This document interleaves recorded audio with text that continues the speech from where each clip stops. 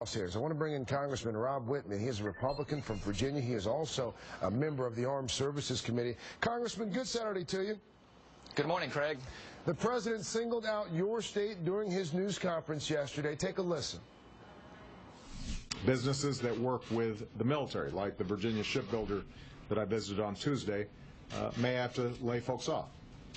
Communities near military bases will take a serious blow. Hundreds of thousands of Americans who serve their country, Border Patrol agents, FBI agents, civilians who work at the Pentagon, all will suffer significant pay cuts and furloughs. There are a lot of worried folks in the Commonwealth right now. How are you helping them prepare for the potential impact? Well, we want to let them know that we are up here working, trying to find a solution to this. Just as the president mentioned, the impact on Virginia, upwards of 200,000 jobs, $20 billion impact to our economy.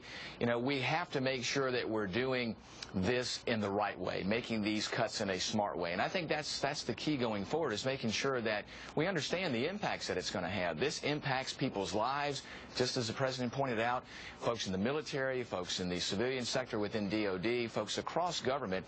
Those impacts are going to be significant. We want to make sure that we are looking at what those impacts will be and looking at ways to make sure we ameliorate those impacts. How can you say that that you guys are there in Washington trying to work to come up with a solution when the fact of the matter is the lion's share of you left town Thursday for a 3-day weekend?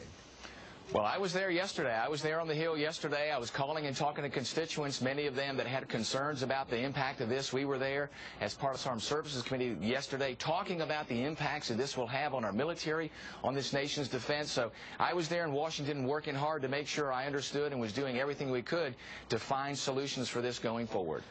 Let's take a look at some more of the projected damage here. 90,000 jobs could be furloughed, $20 billion potential economic impact, more than $140 million off the budgets for military bases. Part of the thinking was that Republicans would figure out a way to avoid these cuts because the military would get hit harder than any other group. Even that didn't seem to motivate your GOP colleagues this time around. Why not? Well, we've been having conversations with our GOP colleagues about what the impact is on the military. And what we need to remember, too, is that up to this point, there's already been close to $500 billion of reduction to our military budget. So it doesn't make sense going forward to put another $500 billion of cuts on top of that.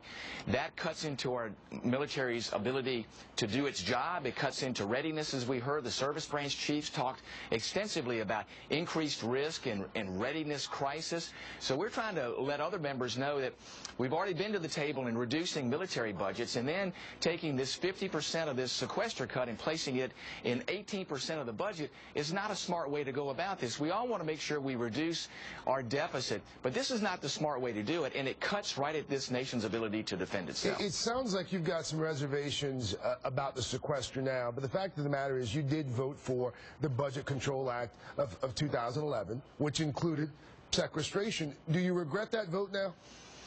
No, I don't. That vote was needed to make sure that we didn't get to a point where we defaulted on our debt, and I wanted to make sure, too, that we were taking positive action to reduce spending. And from the day that went into effect, I've been vocal about making sure that we made these reductions the right way and that we didn't have these disproportionate, illogical cuts go into place. So I've been working for the past 16 months to let's get this done.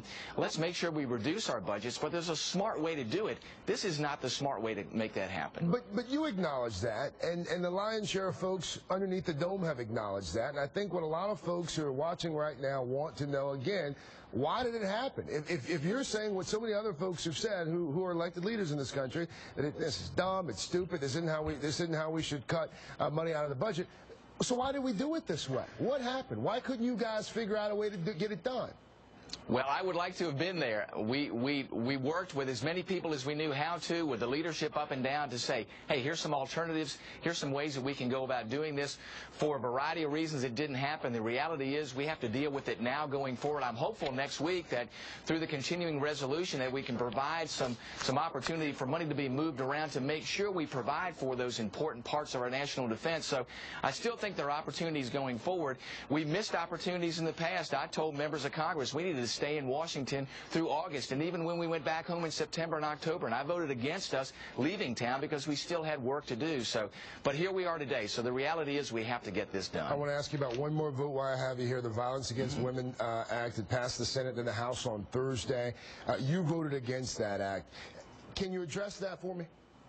Sure. Well, I voted for the House version of that, and previously when it came before the House, I voted in favor of that. I had some reservations about the Senate version, about some constitutionality issues, but I'm very much in favor of addressing issues concerning violence against women. I want to make sure we're going forward with that, and I did vote twice in favor of that, so I want to make sure we're moving forward with something that doesn't have a constitutional challenge. Let's make sure we get this on the books and address this issue. Virginia Congressman Rob Wittman, thank you, sir. Do appreciate your time. Thank you. Now, one more thing.